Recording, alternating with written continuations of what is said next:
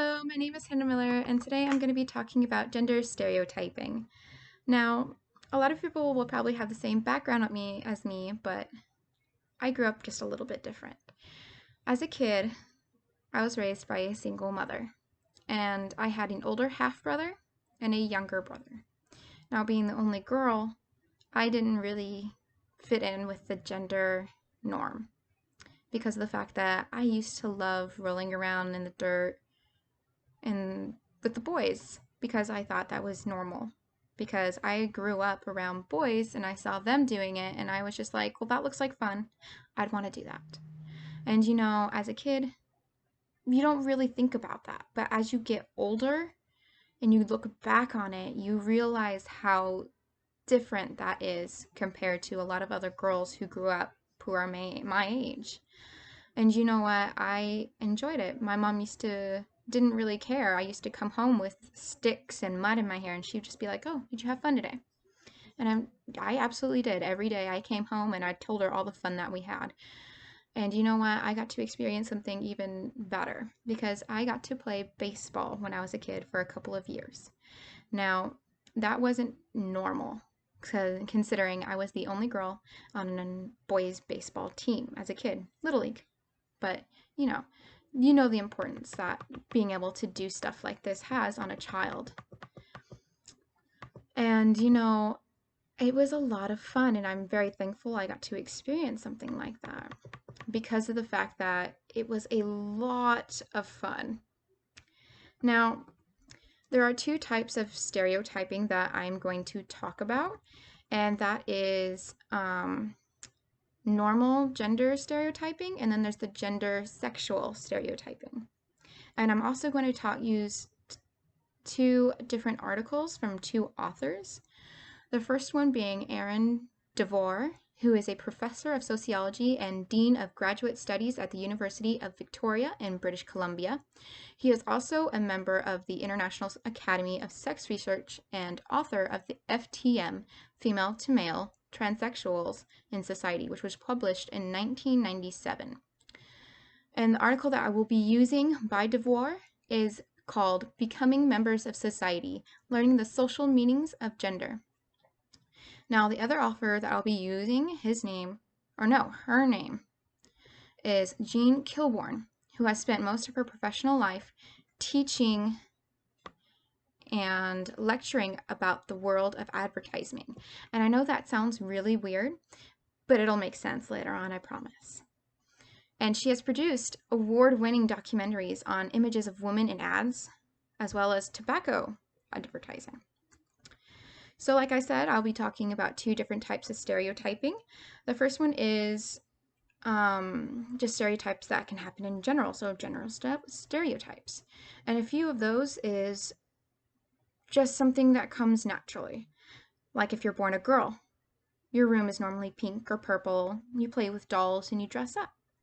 Whereas if you're born a boy, it's either blue or green, and you get race cars and you get to roll around in the dirt.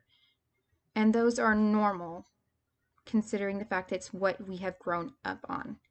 Now, children normally will learn from their parents, so they will normally stick to who they see that's like them. So as a daughter, I would end up looking up to my mother. But considering the fact I was raised by a single mother with two brothers, I also look towards my brothers, my siblings, as to what can be considered normal. Now, DeVore states that as children developed concepts of themselves as individuals, they do so while observing themselves as reflected in the eyes of others. Children start to understand themselves as individuals separate from others during the years that they first acquired gender identities and gender roles. There are even stereotypes for adults as well, like saying women can't drive, that women are bad at driving, and women belong in the kitchen. That boys, they can't cry. And that blondes, for both sexes, are stupid because of their hair color. And then there is also the other one, that men are intellectually smarter than women. There are some of the few gender roles in society today. Those are just a few of them, to name off the top of my head. DeVore later states in his article that persons who perform the activities considered appropriate for another gender will be expected to perform them poorly. If they succeed adequately or even well at their endeavors, they may be rewarded with ridicule or scorn for blurring the gender-driven line. Now, as I mentioned earlier on, I played baseball. I was the only girl on my team. And being the only girl on my team was a little difficult in the aspect that I used to get picked on for it. I used to say, or people used to tell me that I would never be good because girls can't throw a ball, that I throw balls like a girl. And you know what? I ended up being on the third base. I ended up proving myself. And even though we didn't make it far for our team, we still tried our hardest and I gave it my all. And I ended up making some good friends on that team, but there were still a lot of boys on that team who didn't like the fact that there was a girl on the team. The second thing, or the second stereotype that I said I was going to be talking about is the gender stereotypes of sexuality.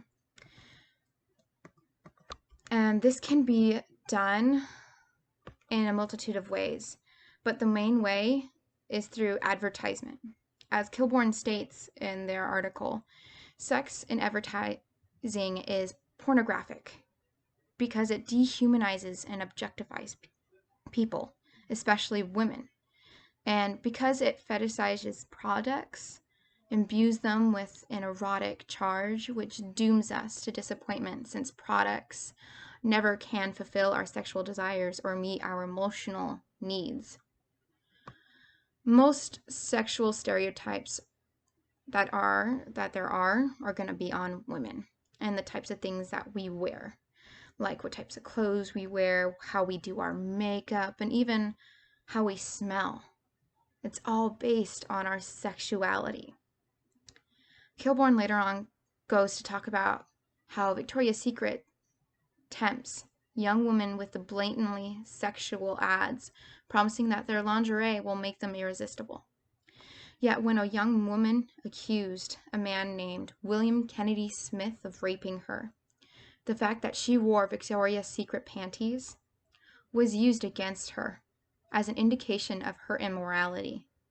A jury acquitted Smith, though, whose alleged history of violence against women was not permitted to be introduced at trial. With that being said, women should not have to be stereotyped just for what we wear or anything that we may do. I believe that stereotypes in general they may not mean to be bad, but they do end up being hurtful. And although I believe, yes, we should stick to some gender norms as a child, we shouldn't completely stick to it. There should be allowance for the lines to blur. Girls should be able to like different colors other than pink and purple. Girls should be able to do more than play with dolls and wear makeup and be fantasizing about dressing up and wearing makeup, whereas boys should be allowed to also be able to do the same thing. It doesn't matter if the boy likes dolls versus race cars, as long as the boy is having fun and enjoying what he's doing, as well as the girls, then who's to say what's right and what's wrong with what we pick to do as a child? Now, that being said, I have enjoyed how I grew up. It is different, but it was fun. And I am glad I did how I lived my life as a child. And my mother allowed me to do that because it made me the person I am today. And I love the person who I am. I love how I grew up, and I love the different experiences I got to experience. Thank you so much for listening. Have a great day.